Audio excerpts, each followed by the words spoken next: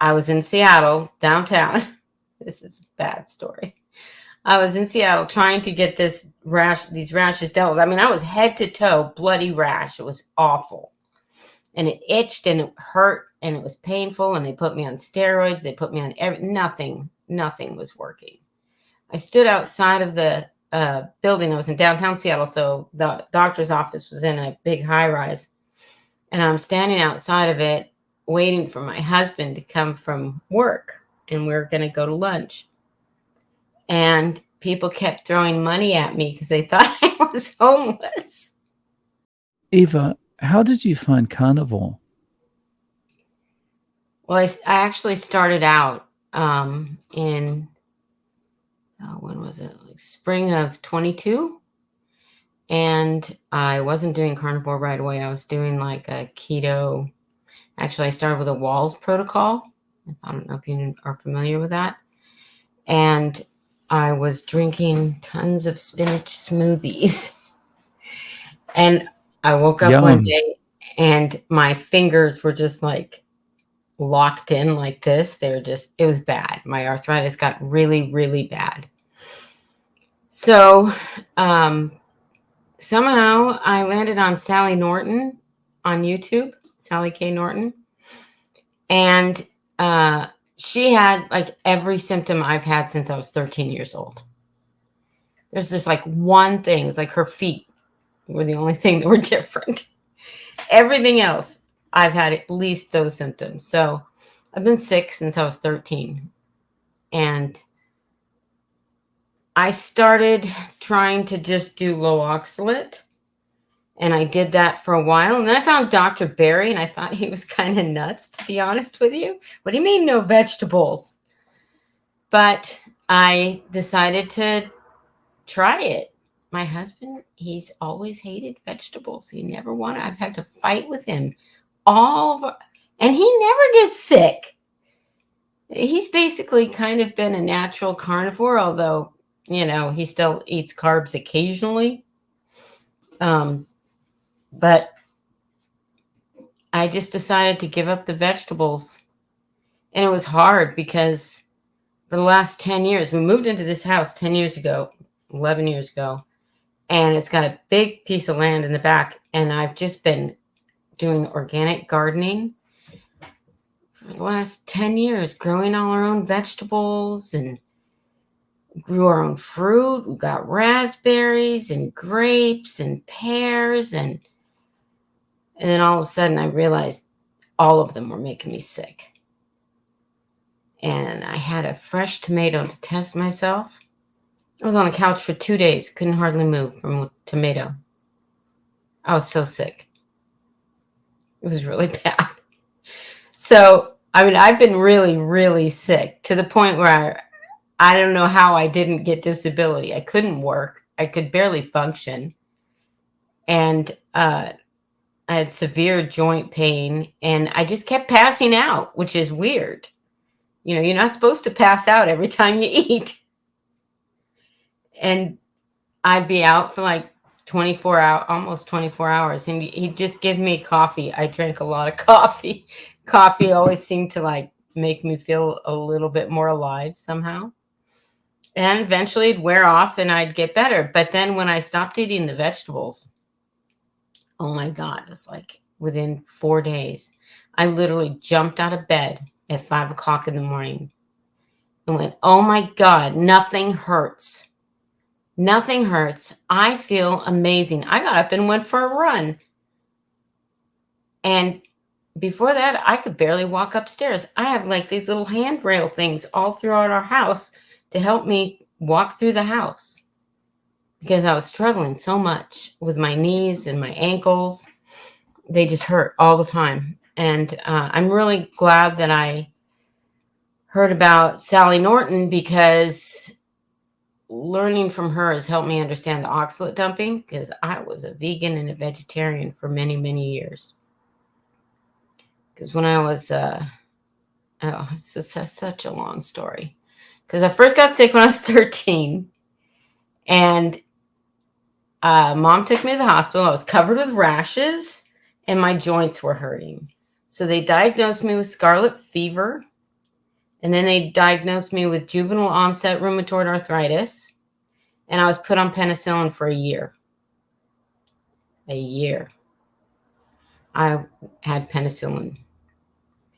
And I just continued to be sick all of my life. I just didn't know that. I mean, I got used to it most of the time as a young adult. By the time I was in my 20s, doctors told me, well, you're going to be in a wheelchair by the time you're 30, so move to Arizona, or your arthritis will be so bad you won't be able to function. And I live in Washington State. It's very wet here. So I didn't move to Arizona. But what I did do was I cut out, at that time, I was eating a lot of spinach salads. And that's what led me to Sally Norton. Is I remember the spinach salads from when I was 20 something, that I quit them and I started to feel better. And somehow that led me to Sally Norton. I don't know how, but it did on this YouTube search. And anyway, so I was sick. I've been sick for a long time.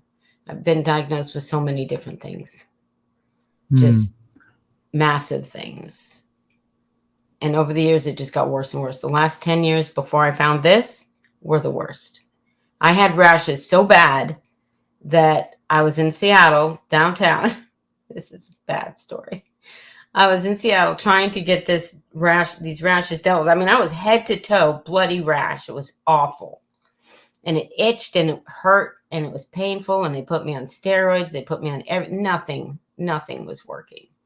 I stood outside of the building. I was in downtown Seattle. So the doctor's office was in a big high rise. And I'm standing outside of it waiting for my husband to come from work. And we were going to go to lunch. And people kept throwing money at me because they thought I was homeless. And I was like, I'm just waiting for my husband. Please stop.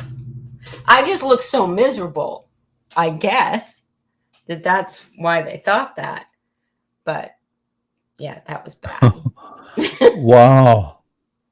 And like, when you spoke to doctors, were they still saying this is scarlet fever or? So no, I mean, I went to so many different doctors because, in the US, we don't have the best medical system. And you change your job, you change your medical system, you change your doctor, everything changes. And so I went through so many different doctors. When I was 40 and we lived in California, they told me I had lupus. And then they told me I had psoriatic arthritis. And then they told me I had, one doctor said my white cell count was so low, I had to have leukemia.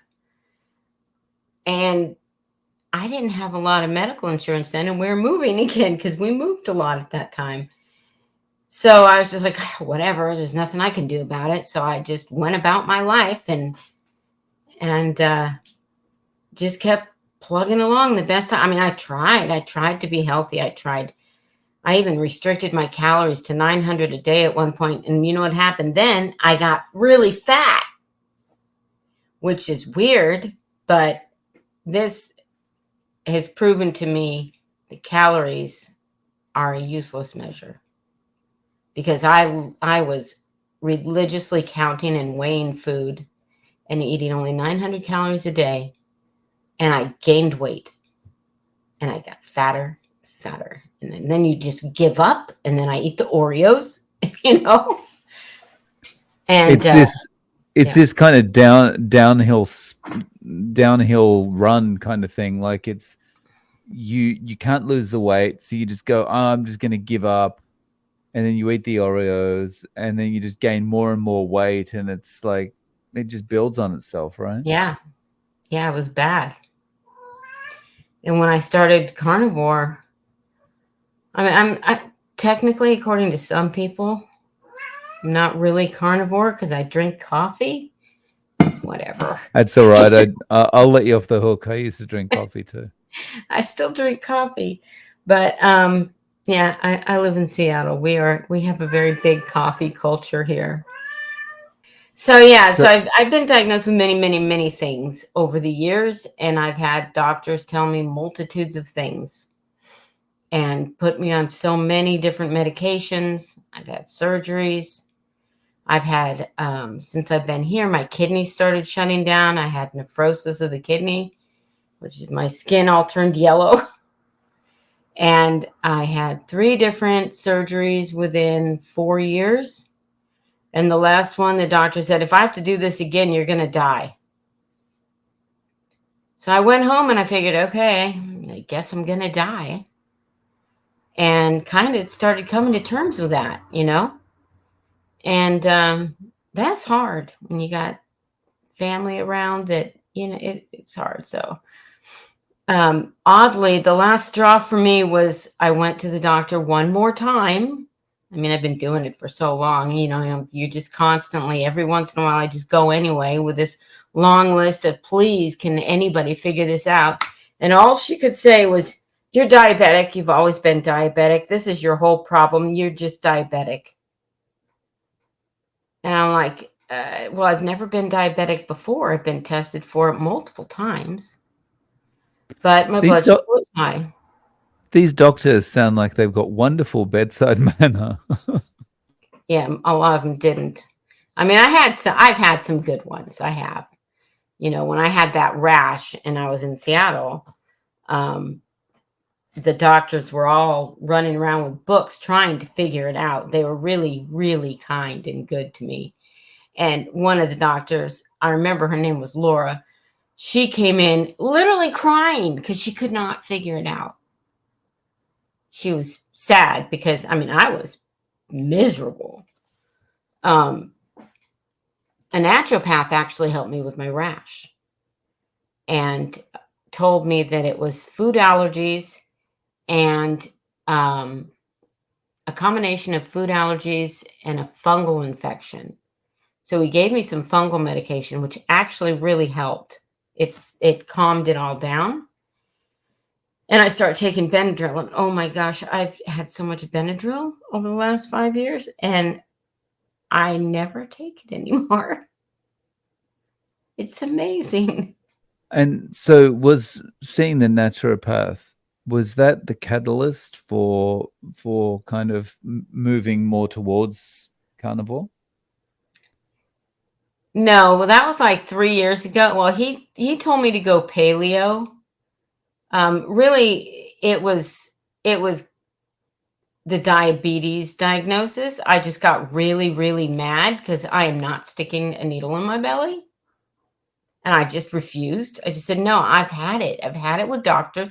It was just the last straw. I've been to doctors since I was 13 years old, and I just couldn't take it anymore. So I went online and I just started searching. And I think I first found some guy, I can't even remember his name. There's a YouTuber that does diabetes with low carb. I can't remember his name. He's an older guy. I think I know who you're talking about, but the channel name escapes me. But yeah, I think I know who you're Yeah, talking about. I'm sorry, guy who does channel, because yeah, he was really helpful. But I started watching his videos first, and somehow the algorithm led me to looking at some carnivore videos, and I honestly thought it was kind of nuts at first. I was still eating nuts. I was still eating um, a lot of fruit, a lot of vegetables. And I decided, well, everything, it's got a little bit better, but I still feel terrible. So let's just try this. You've tried everything else. I was like at my last straw, and I was like, I'm just going to. And I went in and talked to my husband. I said, I know you don't like to change your diet, but I need your support. I need to try this. He's like, I'm with you. We'll try it. And I have a 23-year-old autistic son. He's high functioning autistic. He's like, I'll try, Mom. So all 3 of us just went through the house and got rid of the food bank, got a boon from us because we took everything to the food bank. And they were quite happy because I had 50-pound bags of rice and flour. And I used to be a big baker. I ground my own wheat, for heaven's sakes, so that we could have fresh bread that was organic and healthy.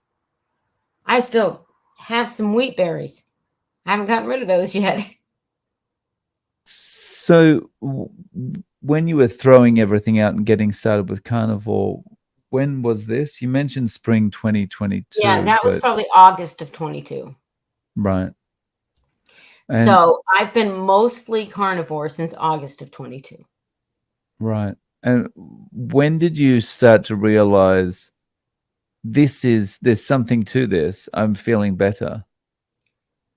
It took about 2 weeks. And in the first 2 weeks, my stomach was terrible. I had the usual carnivore symptoms. And I kind of felt worse for a little while. I mean, not worse, but I felt awful. I had headaches and all of that. But I kept on seeing people say that this is a natural way to adjust. So I decided I'm just going to keep trying. And in the third week, that's when I woke up one day and I was like, oh my, I feel amazing. And I'm never going back. And it's just gotten better and better and better and better ever since. I mean, I don't even sunburn anymore.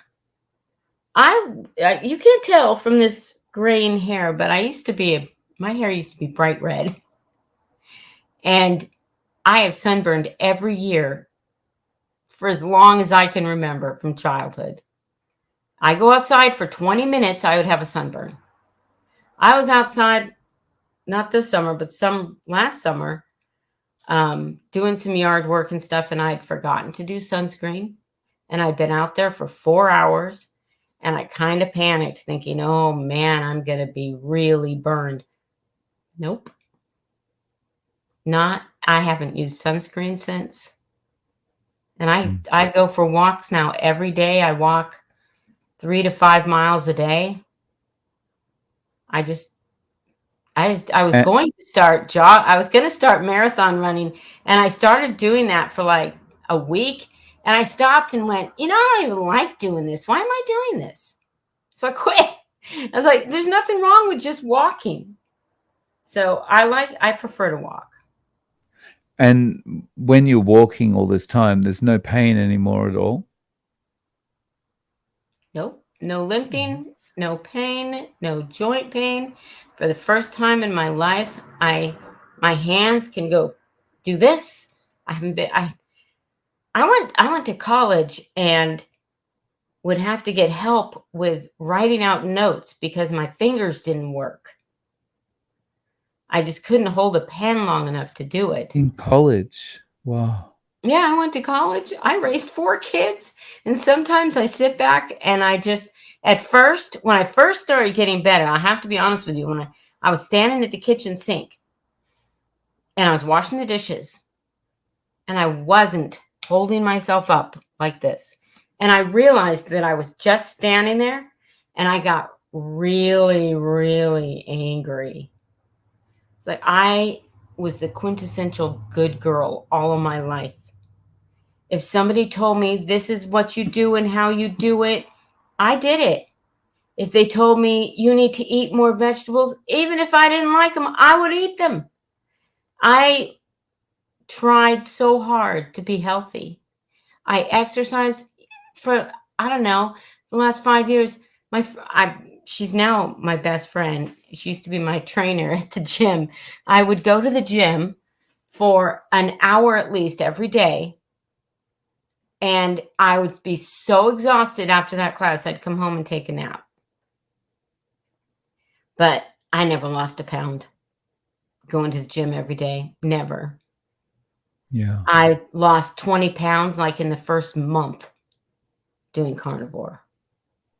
And then I've kind of settled down to a pretty stable weight, but I'm fine with it. It wouldn't hurt me to lose another 5 or 10 pounds, but I don't feel like I need it. I feel great.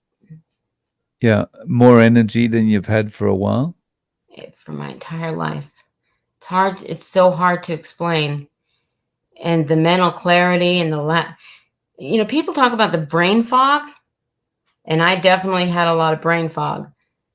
But when you take that brain fog and you pile on top of it pain that's constantly there that you have to deal with, and then you take that on top of that, you start getting depression and anxiety. It gets really bad. It makes it very difficult to think and talk. Just and after I got very angry, and I got angry at the doctors, and I got angry at the medical system, and I was like, what? I've spent my whole life doing everything they told me to do, taking the medicine they told me to do, doing the therapies they told me to do, and nothing worked. Nothing. I stopped eating all this crap and stop eating vegetables, and I'm better. And it's weird. It feels weird. A lot of my family still thinks I'm just an oddball, and that wouldn't work for them. Yeah. But it's such a weird feeling because you feel so good, but you feel so good after effectively just flipping a switch. And you've gone through, 30, 40, 50 years of your life, and everything you've learned that to achieve anything in life has got to be a struggle. You've got to struggle for everything. And then to learn that it's just like, no, just stop eating this and eat a steak. And it's like, oh, wow. Yeah. It's like flipping a switch. I know I didn't eat any red meat for many, many, many years. I would not eat it because I thought that it was making me sick. And I was so wrong. Yeah. I was so Yeah. wrong. And I can't even, I'm really lucky that my husband and my son that I live with are very supportive, and they're fully on board. My son quit eating vegetables about a year into this. And I mean, he still does like every occasional, like if my parents come over and they want vegetables, he'll have a small serving with them. And the other day we went to IKEA and he ate some stuff with my mom. Or no, it was with my sister. And the next day he's like, I'm never doing that again. I feel terrible. And so he's still kind of slowly cutting things out. And the other day he said to me, I know I'm going to have to go full carnivore. I can't eat this crap. He ate organic Amish popcorn one day. And he came in the next day and he said, Mom, I can never eat that stuff again. I said, why? Because it just created rage and depression in me. He thinks that it affects his mental health, and as being diagnosed with autism, they have meltdowns. Since he's gone carnivore, if he's a carnivore, not one. Not one. He just is even keeled, which That's is really nice. fantastic. So I'm hoping that he'll go even more carnivore and we can get even a little bit better than this. Because he's got some other issues too that we have to work on. But That's fantastic. I've got this list this long, of different things I've been diagnosed with over the years. And some of them were really, really horrific. And I'll tell you, the kidneys were the worst, I think. Right. And no kidney problems now. Nope. My kidneys feel perfectly healthy. I don't get kidney stones. I don't have kidney infections. I don't get UTIs. I don't get any kind of my brain is fuzzing out. Hold on a minute. So yeah, I got a long list. Juvenile onset RA, lactose intolerant. My son and I were both severely lactose intolerant. We couldn't drink or eat any. If we had something with butter in it, we'd be in the bathroom for 2 days. And it was bad. We would just avoided it completely. And now we can both have cream with no problems. Zero problems. We eat butter, cream. He can drink whole milk if he wants it, and it's fine. I make maybe once a month, I make Dr. Kiltz's ice cream recipe. If I have company over or something. And when I have company, I'll add a little monk fruit sweetener to it. So the other day I made some and everybody wanted some flavoring in it. So I said, well, go outside and pick some berries. So they went outside and picked a bunch of raspberries and they put those on their ice cream. Nice.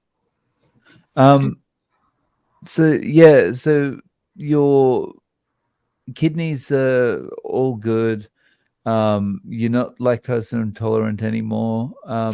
What else has improved for you? I don't have rashes anymore. The rashes were really bad. I had continual rashes on my face, on my back, on my chest, on my arms, legs. I always had a lot of rashes, a lot of fungal infections. All the fungal infections are gone. Um, like I said, I got a long list here. Food allergies, plantar fasciitis. I don't know if you know what lichen sclerosis is. It's horrible.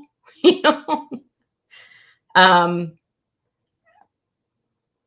kidney infections, plantar fasciitis, food allergies. Oh, the diagnosis with lupus. Most of it has been joint pain and nerve pain, shooting nerve pain.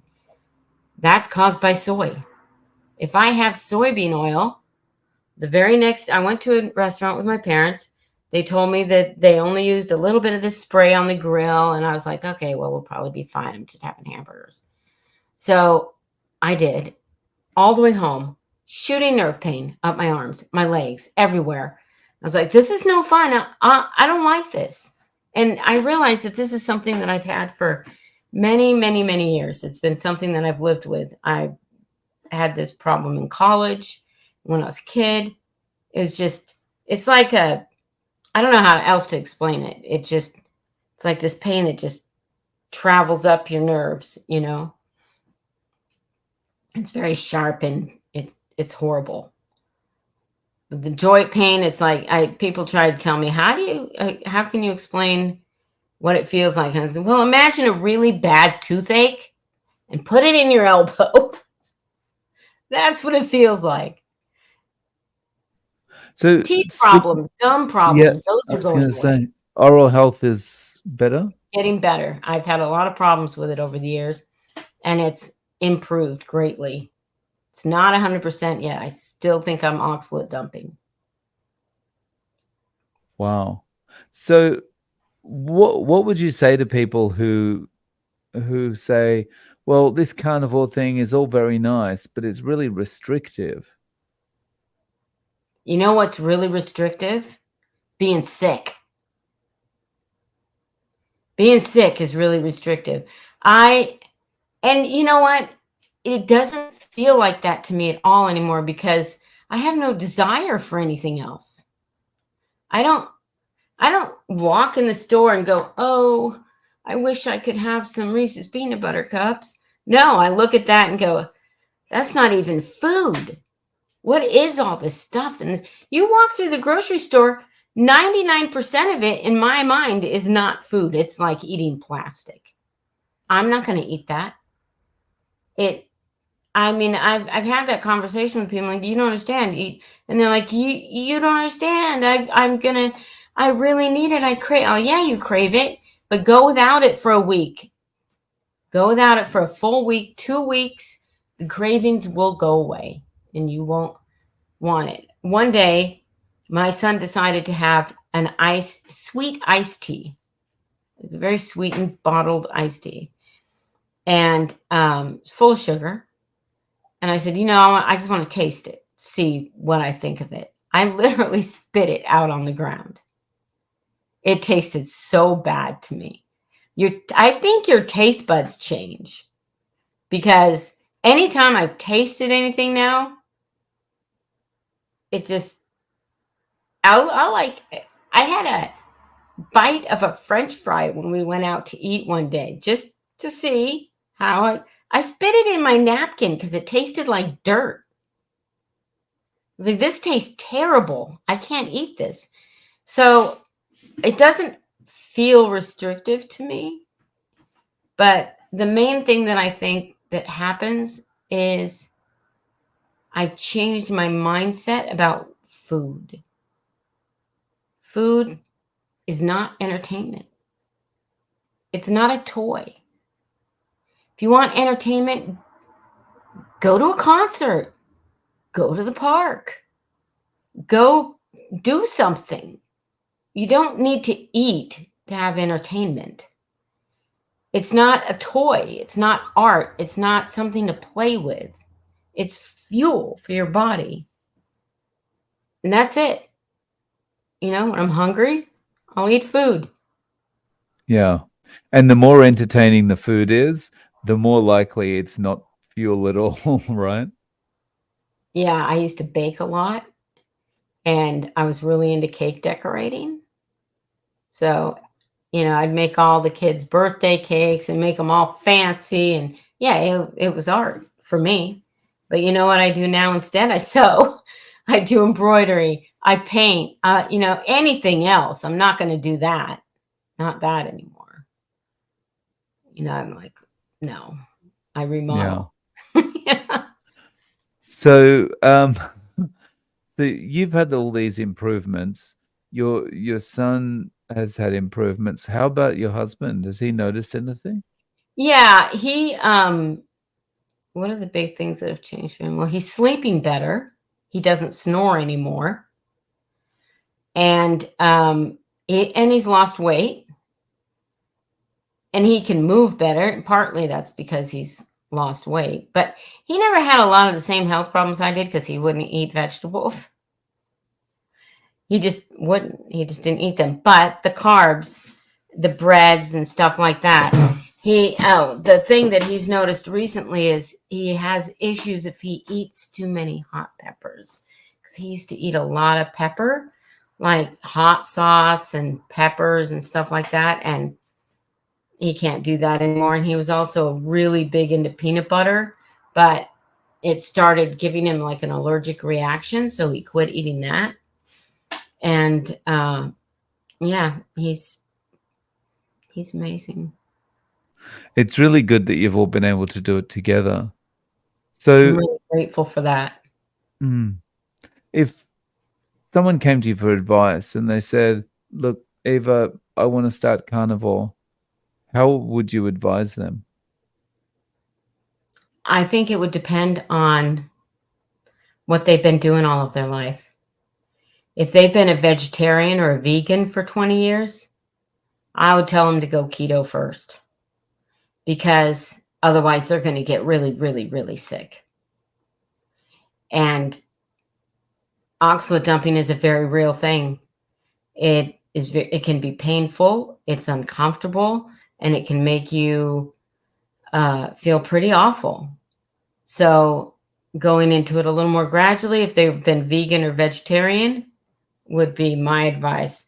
If they've just been on the SAD diet for all their life, I still think that maybe not.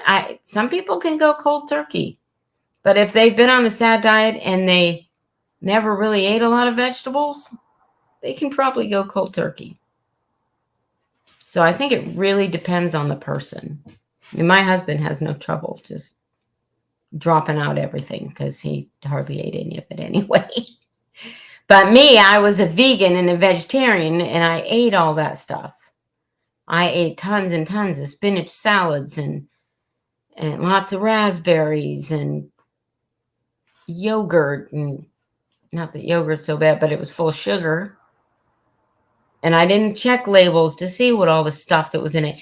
And I'll tell you what, the first thing I would also recommend is check your labels because there's a lot of meat that has sugar in it. At least here there is. You pick up that label and you look at it because if it looks like it's got, a little seasoning or something on it and you're like, oh, it's just a little seasoning. Well, it's probably 90% sugar on top of that. And I don't eat those. Yeah. I've seen a lot of photos go around like that with ingredients lists on meat, and it's like, since when did meat have ingredients? I know, it's crazy. It's crazy. It's like it's so we've started going to we were going to a butcher, which took me 45 minutes to get to. 'Cause where I live outside of Seattle. I don't live in Seattle. I live in a small town. I actually connected with one of your guests who lives not that far from me, Anthony. He was one that fought cancer, and Wow. so he doesn't live that far away from me. Oh, cool. But I used to go to this butcher in Tacoma, and unfortunately, the butcher sold, and now it's some other butcher, and they're super expensive, and they don't have clean meat. So now we go to the chef store, and my husband bought a big set of chef knives and a meat slicer, and we cut our steaks ourselves. It's way cheaper. It was just so much less expensive. So we also bought one of those shrink wrap things. I saw that on Old Guy Carnivore. I kind of like that guy too, Mitch. I like Yeah. watching. He always Nice. gives me good ideas for how to store food and stuff. He does it quite economically. But yeah, the meats have there's a lot of sugar in a lot of different meats. You know, people are like, well, how about hot dogs? Maybe not. Corn syrup. Yeah. I saw a question somewhere today on my channel that was like someone asking about sausages, because typically in Australia, sausages are not really, there might be 40% meat or something, and then everything else is just like junk. Yeah. Yeah. Is Yeah, that the and same that's in the true here States? too if you go to the grocery store. So we started going to the chef store, which is that's what it sounds like. It's a store for chefs, it's a restaurant supply house. And their meat is really good. We found big old boxes of sausage patties. There's nothing but pork, water, and salt. So I was like, we're going to buy these. So we eat those when I make breakfast. If I make breakfast, sometimes they want breakfast, and we have sausage patties and eggs, and the eggs too are not always good depending on where you go. So I've started buying only the pasture raised eggs, and it's kind of weird because I realized if I buy the Walmart eggs, then I still am hungry and want more food after 4 eggs. I eat the pasture raised eggs, I'm fine with 2. They're That's just really different. interesting. I think there's more nutrition or something in those other eggs. They look different too.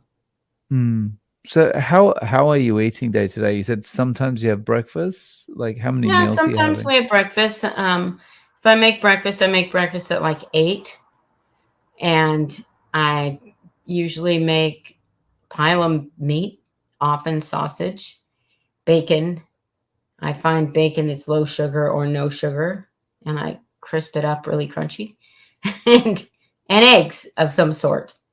Um, Other days we don't want breakfast. We probably do breakfast 3 times a week. And then we all eat usually about 2:00. My husband works from home, and my son's always here. So, he doesn't have a job, and I haven't been able to work for 10, 15 years. So now my prospects of even getting a job are very difficult because I have been out of the market for so long. But, so around 2:00 or so, we eat. We eat a lot of hamburgers. They like hamburgers. So I often eat like 2 hamburgers with eggs on top. They put cheese on it sometimes. Occasionally I'll use cheese. Cheese doesn't seem to bother me at all anymore.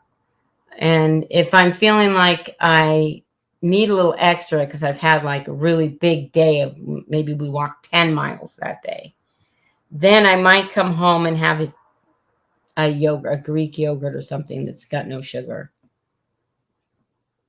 But that's it. Nice. Sometimes we eat steak, sometimes we eat hamburgers. The other day I had a bunch of family over and I was like, I don't know what to do. So I filled up my cast iron pan with lard and I just threw a ton of chicken wings in there. I made a ton of chicken wings and everybody loved it. So we had chicken wings and then I cooked up a big tri-tip on my Ninja grill, sliced that all up, and my son made a plate with some cheeses and stuff, and it was good for everybody. Everybody enjoyed it. Nice. And That's don't eat awesome. chicken very often. It's not that satisfying to me. But when I do, I want like the deep fried something. And the only restaurant now that I know that I can eat at is what's it called again? It's a chicken wing place, Buffalo Wild Wings at the They brisket. don't have many additives and things like that. You can get I think they call it the original, and they just take their wings and fry them in beef tallow. And then if you want sauce, it's on the side anyway. And I just don't eat the sauce, so it's pretty clean if you're gonna eat out. I mean, I just don't eat out anymore, but I see no need Nice. to. If I'm gonna be on the road for a long time, I pack a lunchbox with hard-boiled eggs and beef jerky. That's what we eat. Nice. So Eva, if people want to reach out to you, do you have any social media where they can get in contact? I'm on Facebook. And yeah, just that's it. Actually, I think I have an Instagram account. I have two Instagram accounts, and I have one called Carnivorous Grandma, but not on there very much. I try to post once in a while, but after a while, it's like, how many times can you post hamburgers? I eat the same thing all the time. It seems Yeah. kind of boring. I didn't know what I've heard a lot of carnivores say that. Yeah.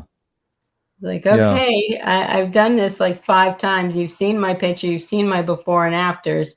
What else is there to tell you? Yeah. So I'll link to those below. Thank you so much for coming on and sharing your story, Eva. Really appreciate your time. Thank you.